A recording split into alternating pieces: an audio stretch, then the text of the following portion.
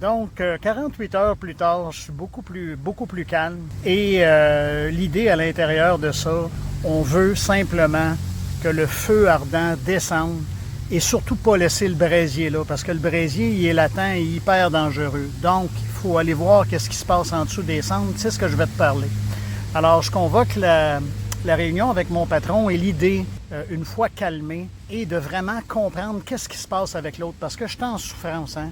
Puis, ça, c'est bien facile, avoir le nez dans son nombril, mais qu'est-ce qui se passe avec l'autre? Pourquoi il était si fâché après moi puis qu'il me gueulait après? Je convoque la réunion en passant, il l'a retardé plusieurs fois parce qu'il était très, très mal à l'aise.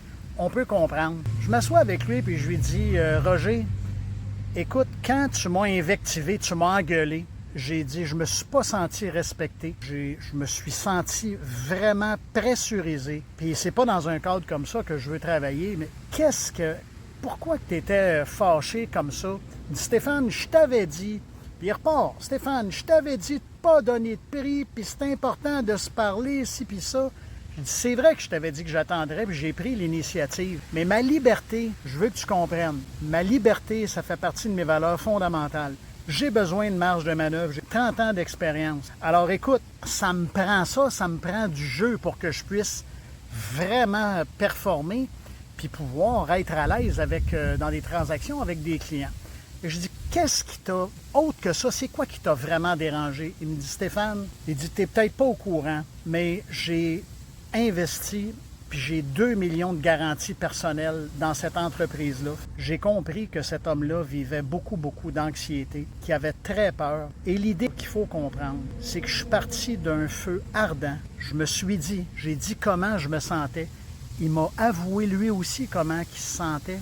Et avec la compréhension, je suis arrivé à avoir de la compassion pour la situation dans laquelle on a été projeté. Alors, j'espère que ça peut t'aider. Je le répète, on a des outils qui sont à notre disposition pour pouvoir s'en sortir quand la colère monte. Cet automne, je vais avoir des formations qui vont être disponibles pour toi pour pouvoir vraiment gérer ta colère puis t'aider avec des moyens concrets.